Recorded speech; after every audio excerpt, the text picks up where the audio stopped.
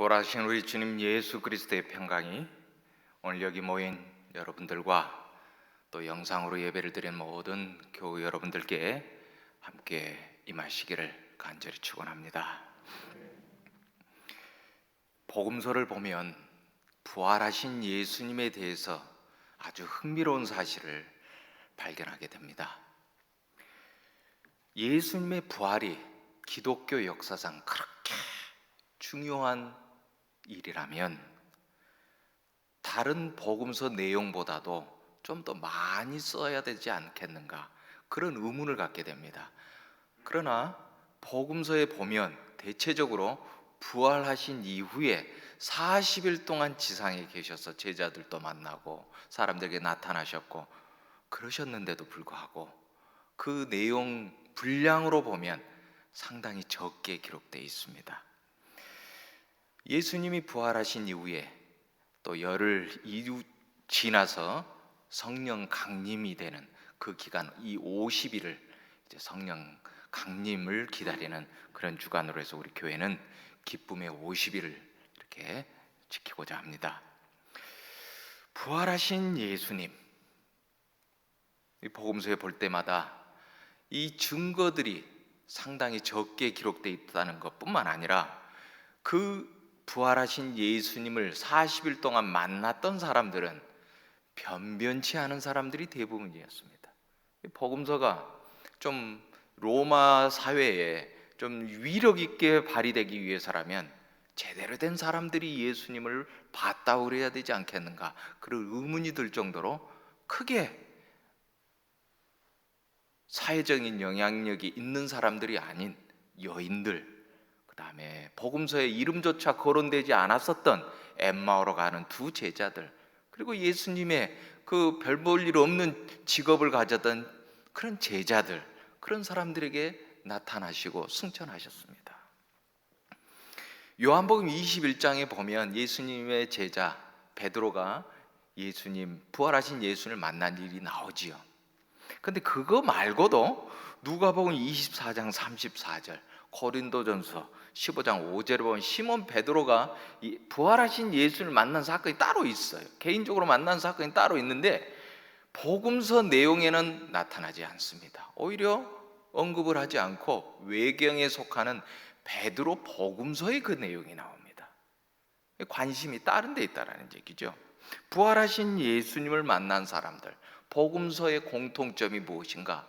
첫째, 그거는 예수님을 첫눈에 알아보지 못한다는 겁니다. 부활하신 예수님이 어떤 모양이 되셨는지, 부활하신 예수님은 어느 정도로 알아볼 수 없는 모양이 되셨는지 우리는 알 도리가 없습니다. 그렇지만 마태복음 16장 12절에 우리는 그 이유를 어느 정도 짐작할 수가 있어요. 그 후에 그들 중 두 사람이 걸어서 시골로 갈 때에 예수께서 다른 모양으로 그들에게 나타나시니, 예수님의 제자들과 가까운 측근들이 부활하신 예수님을 알아보지 못했던 가장 중요한 이유 중에 하나는 평소에 보던 그 모습이 아닌 다른 모양으로 그들에게 나타나셨다는 겁니다. 오죽하면 예수님께서 자신을 몰라보는 제자들에게 오늘 본문 39절에 내 손과 발을 보고 나인 줄 좀 알아라, 나를 만져나 봐라, 영은 살과 뼈가 없으되 너희 보는 바와 같이 나는 있느니라. 이 복음서에서 기록한 걸로 봤을 때는 아주 분명한 패턴이 있는 것 같아요. 예수님께서 변형된 모습, 변화된 그 부활하신 모습의 그 해부학적인 묘사에는 관심이 없다는 얘기예요. 오히려 예수님이 남기신 그 말씀, 예수님이 부활하시며 나서 보여주셨던 그 행동이 초대교회에 어떤 영향을 미쳤는지, 바로 그 말씀이 오늘 사는 우리에게는 어떤 말씀으로 다가오고 어떻게 살아야 되는지, 그 메시지가 더 중요하다는 사실입니다. 직업이 의사였던 누가 이 사람도 복음서에 예수님을 묘사할 때, 부활하신 예수님을 묘사할 때 해부학적으로 묘사하지 않았습니다. 오히려 간단하게 예수님 말씀 한마디로 부활하신 모습을 정리합니다. 그 말씀이 무엇인가? 여기 무슨 먹을 것이 있느냐? 왜 이런 말씀을 예수님이 툭 건지셨을까? 그거는 유태인들이 누군가 죽었다가 살아났다, 죽은 사람을 봤다 하면 떠오르는 그 인상이 있습니다. 그게 뭐냐 하면은 구약 성경의 사무엘서에 나오는 사무엘의 영이 지하에서부터 올라와서 사울 왕에게 말을 하는 그 장면을 떠올리는 거죠. 누군가 죽었다가 살아났어. 그러면 맞아, 그때 사무엘 선지자의 영이 지하에 묻혀 있다가 올라왔었지. 그런데 그가 가져온 소식은 아주 흉한 소식이었어. 그래서 죽은 사람이 누군가 어디선가 나타났다 그러면 아주 나쁜 소식이라는 거예요. 예수님이 다시 죽으셨는데 다시 나타났다? 좋은 일은 아니라는 거예요. 그게 두려움이었습니다. 그게 무서움이었어요. 그게 저 메시지에 내가 또 죽는 건 아닌가? 사울왕처럼 그날 아들과 자식이 다 같이 죽는 그날이 아닌가? 그런 어떤 인식이 그들에게 있었다라는 사실입니다. 예수님께서 뭐라고 하셔요? 여기 무슨 먹을 것이 있느냐? 나는 사무엘 선지자 죽은 그 영이 다시 살아, 그것이 아니고 진짜 살아났다. 너에게 좋은 소식이 있다. 이 말씀을 하시는 겁니다. 제자들이 긴가민가 하면서 예수님께 구운 생선 한 토막을 드리니까 예수님이 그들 앞에서 잡수시지요. 여러분들 이제 한 가지 그림이 하나 떠오르셔야 됩니다. 오늘 보면 바로 전에 엠마오로 가던 제자들을 만나서 그 엠마오에서 예수님께서 그들과 함께 떡을 떼셨어요. 우리 식으로 한 빵을 드신 거죠. 그리고 그 제자들이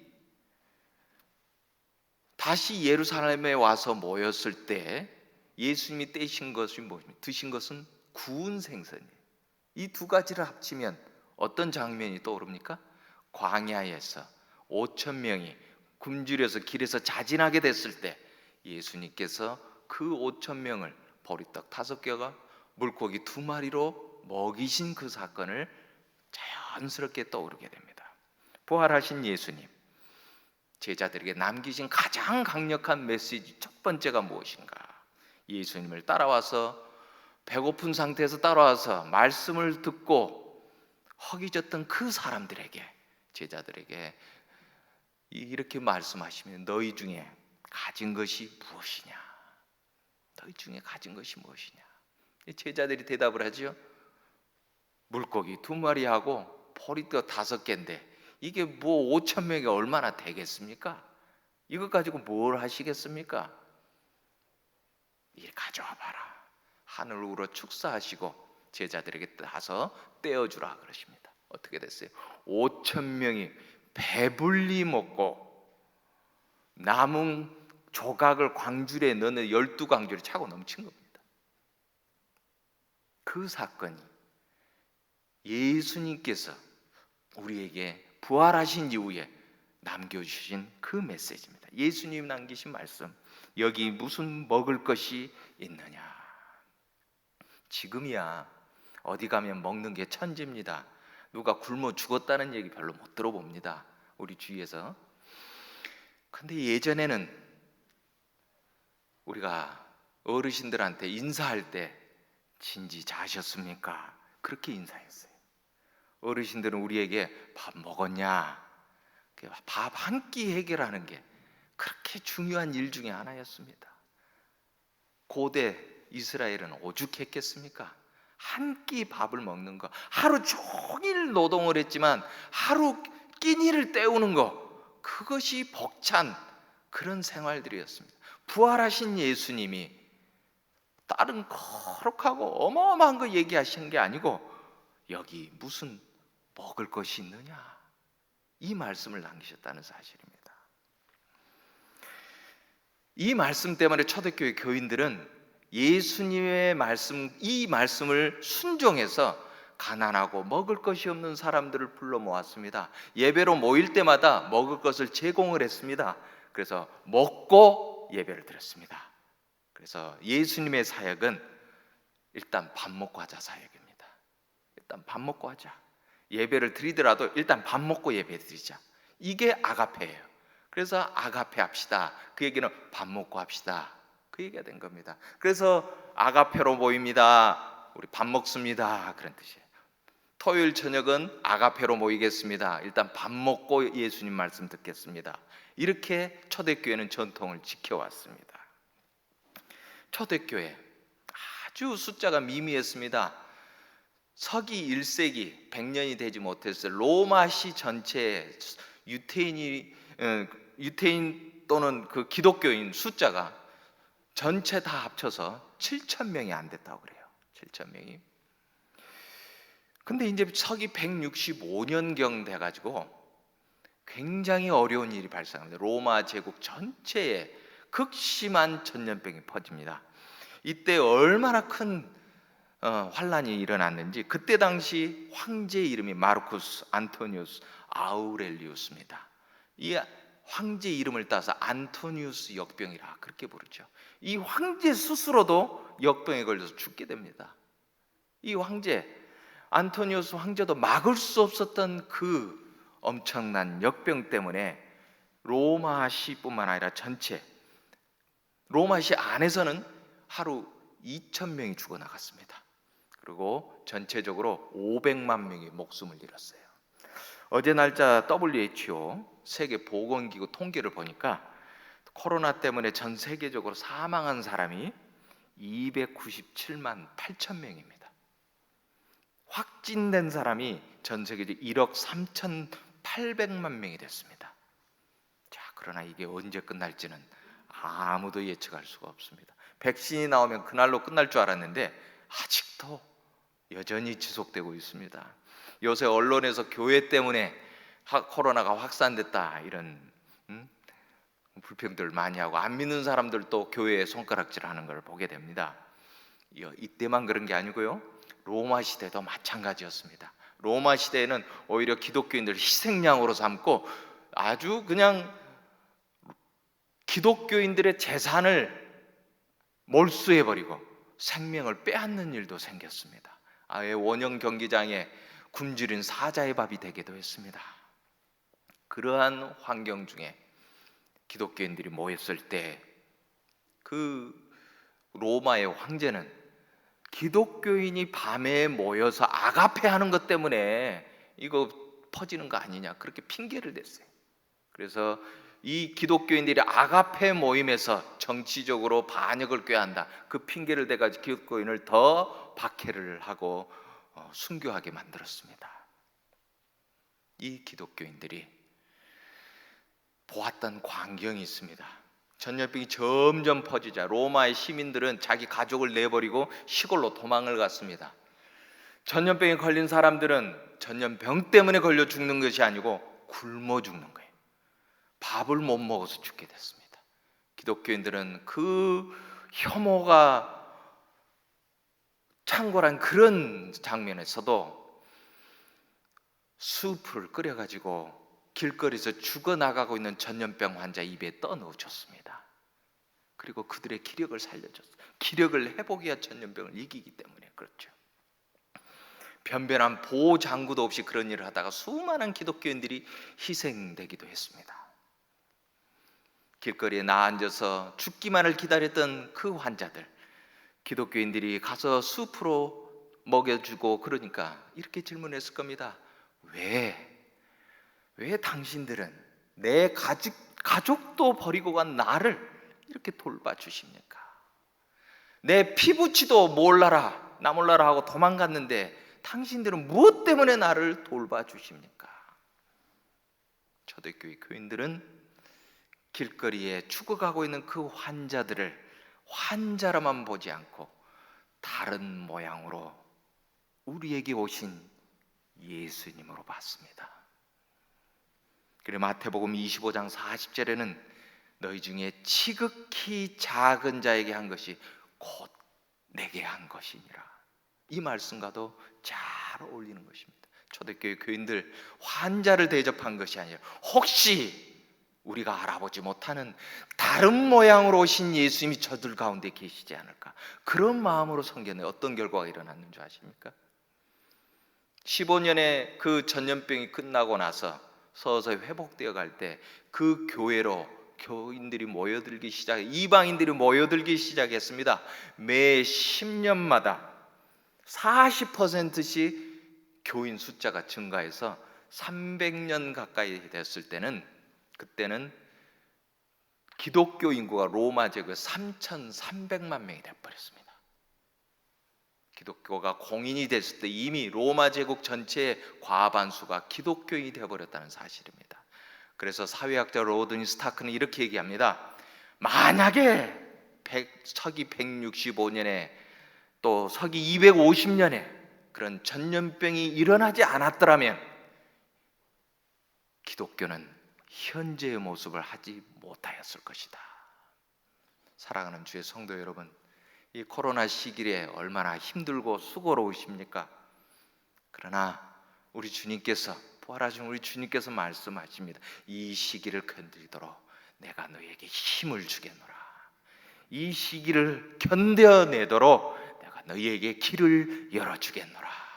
너에게 평강이 있을지어다. 주님의 평강이 여러분들 가운데 지배하시길 바라겠습니다. 제가 가나 선교사로 있다가 1년 안식년을 하는 동안 청년 사역을, 우리 교회 추손정서의 청년들을 맡게 됐습니다. 청년들을 보니까 한 달에 한 번씩 경기도에 있는 장애우, 정신지체 장애우를 섬기는 그 교회 가서 봉사를 하더라고요. 가서 보니까 매달 가가지고 쌀도 몇 푸대씩 가져가지고 반찬거리도 가져가지고 거기 가서 조리도 하고, 거기 이제 부식재료를 남겨놓고 오게 돼요. 그 이제 스스로 목욕을 하지 못하는 장애우들을 목욕도 시켜주고 같이 레크레이션도 하고 예배도 드리고 그렇게 하고 돌아옵니다. 몇 달을 그렇게 했어요. 그 교회를 섬기는 여자 전도사님, 나이가 지극하게 드셨는데 저를 불러요. 목사님, 저 좀 잠깐 보십시다. 수원성교회 청년부가 이렇게 매달 와서 밥도 해주고 뭐 조금 봉사를 너무 감사합니다. 그런데 한 가지 부탁이 있습니다. 혹시 저희들하고 같이 밥 먹고 가시면 안 됩니까? 제가 그랬어요. 아니, 우리가 애쓰고 쌓아와가지고 그거 다 먹고 가면 어떻게 됩니까? 청년들 밥도 많이 먹는데. 아니요, 그게 아니고요, 이분들이 밥을 안 먹고 가면 자기들이 더러워서 안 먹는 줄 알아요. 그 말이 제 가슴을 망치처럼 치는 겁니다. 그랬군요. 청년들, 얘들아, 오늘부터 밥 먹고 가자. 그래서 밥을 그날부터 먹기 시작했습니다. 근데 우리 정신지체 장애우를 가족으로 같이 있는 우리 성도님들은 아시겠지만 같이 밥을 먹는 게 쉬운 일이 아니에요. 왜냐하면 이제 숟가락질을 제대로 못하고 겨우 이제 입에 넣어야 되고, 그러다 보니까 이게 음식이 흐르기도 하고 음식을 넣고도 제대로 씹지를 못하니까 침하고 섞여서 이렇게 줄줄 흘러내립니다. 그래서 제가 이제 아프리카에서 어지간한 건 다 먹을 줄 압니다. 아프리카 선교사로 갔었으니까 사람이 먹은 건 다 먹을 줄 압니다, 제가. 근데 이 정신지체 장애우들하고 먹을 때 저도 힘들어요. 왜 그러면 앞에서 이렇게 막 흘려내리니까 씹지를 못하고 흘려내리는 건데, 제가 옆에 이제 테이블을 봤습니다. 책 이제 밥상에서 어떻게 먹는가 봐. 청년들이 제가 그날 깨달은 게 있어요. 교회에서 보는 청년들하고 교회 밖에서 보는 청년, 천지 차이라는 걸 그때 알았습니다. 그 말도 없이 조용하던 청년들이 그 웃으면서 그 밥대게 먹여주고 자기 밥도 먹고, 밥도로 먹여주고 자기 밥도 먹고. 어떻게 그렇게 비유가 좋은지. 저는요, 그날 그 같이 밥 먹던 정신지체 장애우들의 얼굴이 얼마나 환하게 웃던지 그날 봤습니다. 부활하신 예수님이 다른 모양으로 우리 중에 나타나셨다면 저 미소 중에 계시겠구나. 밥을 먹을 수 있도록 부식을 갖다 주는 것보다 더 중요한 게 같이 밥을 먹어주는 것이 중요하구나. 우리 노숙자들 토요일마다 우리 교회 찾아오는데요. 저 이제 코로나 때문에 할 수 없이 그러긴 하는데 저 밖에서 고가다리 밑에서 기다리고 있는 걸 봅니다. 기다리는 마음이 참 그래요. 같이 밥 먹으면 좋겠는데 우리가 그러지 못하는 지금 현실이 좀 안타깝구나. 우리 또 독거 노인들 우리 반찬도 갖다 주고 그러지 않습니까? 우리가 더 해야 되는 게 있다면 어떤 겁니까? 같이 먹어주는 거, 같이 밥상을 함께 하는 거. 거기까지 가야 다른 모양으로 오신 우리 예수님을 우연중에 만나 뵙게 되지 않을까, 그렇게 생각합니다. 사랑하는 주의 성도 여러분, 우리가 모르는 중에 첫눈에는 알아보지 못하지만 다른 모양으로 오신 예수님을 섬기면서 크게 은혜를 받는 저와 여러분 되시길 주의 이름으로 축원합니다.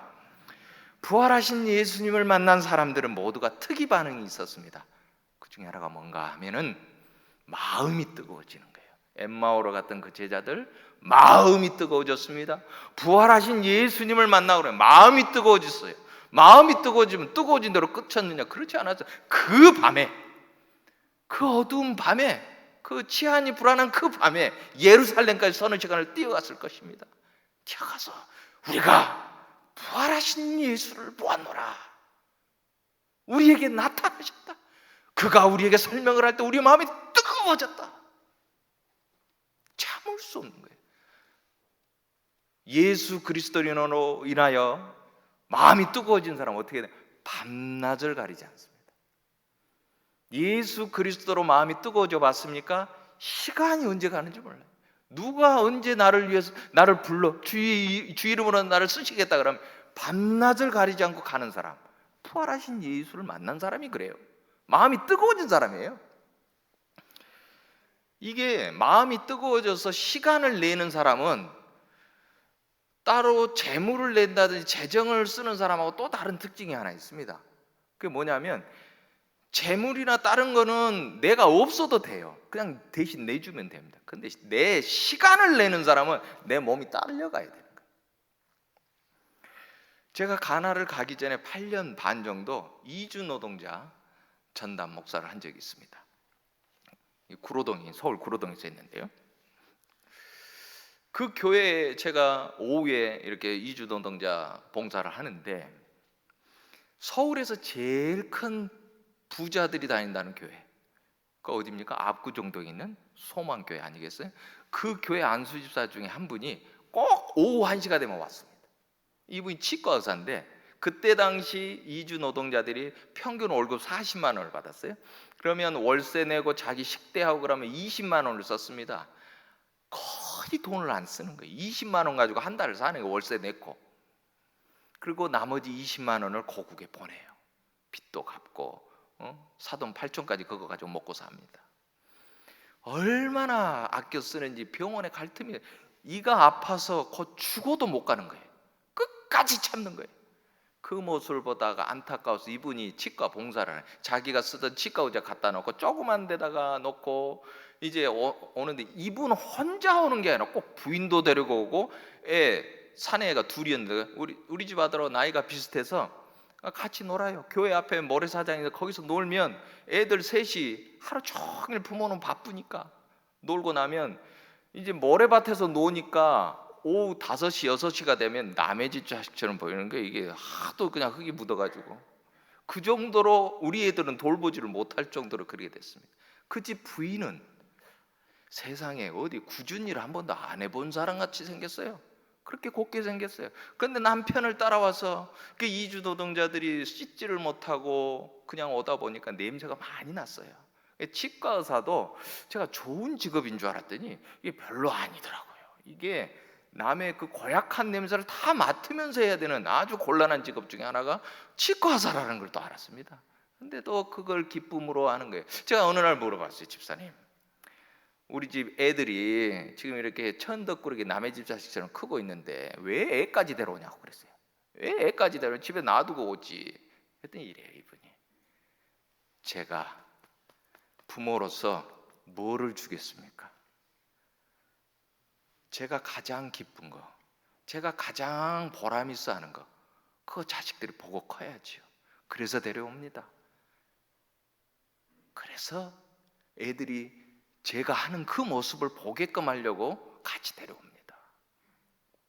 선교사로 갔습니다. 제가 아프리카 선교사로 갔다가 10년 정도 돼가지고 그 집사님을 찾아갔어요. 진천에다가 치과 병원을 차려놨더라고요. 아니 다른 좋은데 서울도 좋고 뭐 치과 병원이 잘 되는 병원도 목이 있을 텐데 왜 이렇게 시골 같은 데다가 치과 병원을 차렸습니까? 가서 봤더니 조그만 데 가지고 큰 건물에 치과 병원이 있어요. 이분이 그래요. 자기가 치과 의사로서 살아보니까 이 미자립 교회를 섬기는 목사님들이 이가 아파도 돈이 없어서 그거 이를 치료하지 못하고 빠진 이로 설교하시는 모습을 봤다는 거예요. 전국 어디에 있든지 목사님들이 주의종들이 이가 아파서 설교를 못하는 그런 일이 발생하지 않도록 전국에서 가장 가까운 지역이 어딘가 대한민국 제일 가운데 진천이라는 거예요. 말도 안 되는 소리죠. 그런데 하나님 복을 주셨어요. 그 치과가 그렇게 성황하는 거예요. 하나님 앞에 그거 간증을 하는 거예요. 그러면서 하는 말이 장애우들 섬기는데 그렇게 제가 기쁩니다. 무슨 장애인들을 섬깁니까? 보니까 그 원장실에 선물들을 갖다 놔요. 성탄 전달 선물이라고 쫙 갖다 놔요. 그걸 이제 장애우들 정신체 장애우들 섬기는데 거기 준다는 거예요. 목사님, 제가 인생에 제일 기쁜 순간이 언제인 줄 아십니까? 언제신데요? 그랬더니 이렇게 말해요. 정신지체 장애우들이 치과 치료를 잘 못 받습니다. 왜? 치과 의사를 못 믿고 입을 안 벌려줘서 그래요. 아무리 벌리라도 입을 안 벌립니다. 그런데 저한테만 오면 입을 잘 벌려요. 저 앞에서 입을 딱 벌리는 이 장애우들을 봤을 때 저는 치과 의사가 된 무한한 보람을 느낍니다. 저는 그때처럼 행복할 수가 없어요. 저는 그 말에 제가 이렇게 받아들였습니다. 다른 모양으로 오신 예수님을 이분은 여기서 보고 있구나. 다른 모양으로 다른 사람 알아보지 못한 예수를 이분은 장애우들이 입 벌리는 그 순간에 보고 즐거워함으로 인생을 살아가는구나. 이분 원장실에 제가 깜짝 놀란 게 있었어요. 원장실 의자가 있는데 의자가 한쪽이 찢어졌어요. 그걸 땜빵을 해놓은 거예요. 본인에게는 쓰지 않고 남을 위해서 그렇게 기쁨으로 쓰는 거, 저는 큰 감명을 받았습니다. 사랑하는 주의 성도 여러분, 저는 우리 수원선교회가 이런 보람으로 다른 모양으로 오시는 예수님을 섬기는 재미로 크게 쓰임받는 저와 여러분 되시기를 주의 이름으로 축원합니다. 부활하신 예수님을 만나면 나타난 특이 증상이 또 하나 있습니다. 그는 마음이 열리는 거예요. 45절 말씀에 보면 이에 그들의 마음을 열어 성경을 깨닫게 하시고, 예수님이 성경 말씀을 풀어주시면서 제자들의 마음을 열어주시는 거예요. 노예선의 선장이었다가 회개하고 나중에 영국 성공의 목사가 된 존 뉴턴, 이 목사님이 누가복음 24장 오늘 읽은 이 말씀을 가지고 이렇게 표현했습니다. 신구약 성경이 다 없어지는 사고가 난다 할지라도 이 누가복음 이 말씀만 살아남는다면 기독교 신앙은 다시 일어날 수 있습니다. 무슨 얘기입니까? 부활하신 예수 그리스도를 만나면 그 어떤 어려움과 역경 중에서도 우리의 신앙이 다시 살아날 수 있다는 그 고백 아니겠습니까? 아프리카 각지에는 유럽 사람들이 세운 성과 요새가 있습니다. 아프리카의 자원을 이제 탈취하려고 그랬겠죠. 아프리카 가나 제가 섬기던 곳에도 포르투갈 사람들이 세우는 성이 있는데 엘미나 성, 우리식으로 하면은 금광성 뭐 이렇게 돼요. 근데 그 성이 이제 노예성으로 바뀌면 노예 장사가 더 재미가 나니까요. 그 노예들을 아프리카 각지에서 사냥에 잡아와 가지고 그 성에다가 몇 달 수용한 다음에 화물선이 오면 실어 보냅니다. 그 화물선이 노예선인 거죠. 노예선 제가 자료를 통해서 보니까 역사적으로 이제 검증해 놓은 자료를 보니까 그 화물칸 얼마나 작은 배인데 화물칸을 세 층으로 나눴어요. 그 재밌는 거 재밌다고 하면 너무 흉악하고 참 참혹한 거는 그 노예들이 앉으면 딱 한 뼘 정도 공간이 남습니다. 그 팍팍하게 넣어 사슬을 채워놔요. 그래서 1층, 2층, 3층 밑바닥까지 쭉 세워놓습니다. 그리고 거기서 자기 그 대소변을 다 보게 하는 거예요. 그러면 그나마 제일 위에 있는 그분들은 흑인들은 좀 낫겠죠. 그러나 그 밑에서부터는 이제 뭐 그 인분 소나기 맞으면서 그냥 한 두 달을 가는 거예요. 그러다 보니까 몸이 아파서 죽는 사람들이 생겼습니다. 그러면 이제 그 흑인들을 그냥 바다에 수장해 버리는 거죠. 그래서 노예선이 가면 귀신같이 상어들이 안 돼요. 상어들이 그 시체 받아먹느라고, 그 뜯어먹느라고 계속 쫓아왔다는 역사적인 기록이 있습니다. 이 노예선이 영국 리버풀 항에 도착해서 노예들을 하역하죠. 그럼 어떻게 한 줄 아십니까? 숫자로 세는 게 아니라 키로로 잽니다. 키로로. 사람을, 우리는 사람인데 그 사람들은 화물로 보는 키로수로 재서 팔았어요. 이러한 노예선의 선장이었던 존 뉴턴, 하역을 끝내고 나서 돌아가는 길에 폭풍을 만났습니다. 배가 완전히 파괴돼 버려요. 4주 동안 표류하게 됐습니다. 죽는 거죠. 망망대해서 표류를 하게 있으니. 그 순간에 어머니가 어릴 때 들려주셨던 성경 말씀을 기억해냅니다. 그 말씀으로 회개를 해요. 내가 헛살았구나. 내가 돈 벌려고 이 노예선 선장이 됐는데 잘못 살았구나. 그러니까 나중에 구조돼서 조지 휘필드 목사님 부흥회에 가서 그가 새로운 것을 보게 됩니다. 내가 노예선 안에 다른 모양으로 계셨던 그 예수님을 보지 못했구나. 내가 날랐던 그 노예들은 그 속에 우리 예수님이 함께 계셨다는 것을 몰랐구나. 그가 회개하고 노예 무역 금지 법안을 통과시켜줄 의원들을 설득합니다. 윌버포스라는 의원들을 설득해요. 그분들에게 가장 큰 영향력을 미쳤던 영국 성공의 목사가 존 뉴턴 목사입니다. 이분이 회개하고 많은 자신의 찬송시를 썼습니다. 평생 218편의 찬송시를 썼어요. 가장 유명한 곡이 노예들이 불렀던 가락에 자기의 찬송가를 붙였습니다.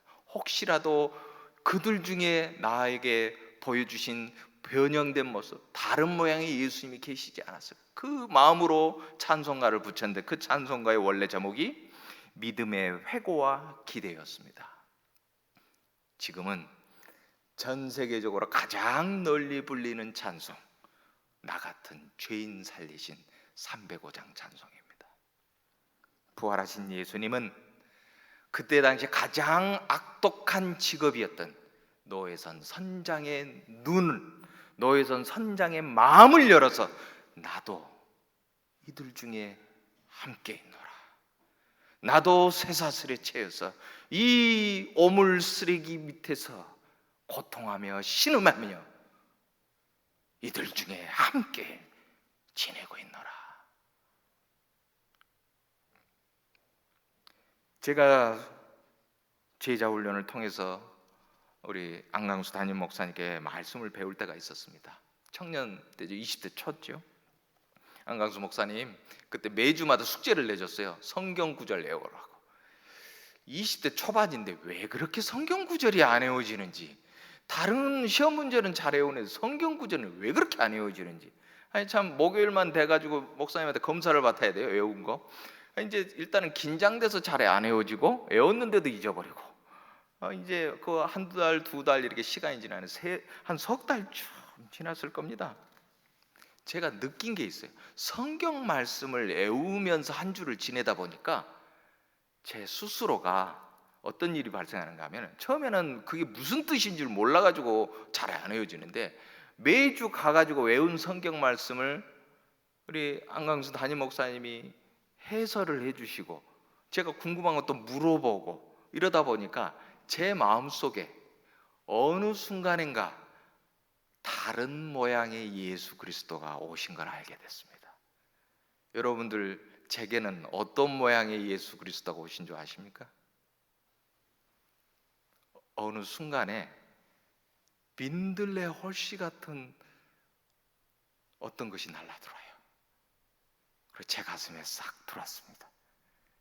그리고 그때 그 순간에 제가 이렇게 고백을 했어요. 목사님, 제가 지금부터 예수 그리스도의 사람이 되겠습니다. 제게 세례를 주세요.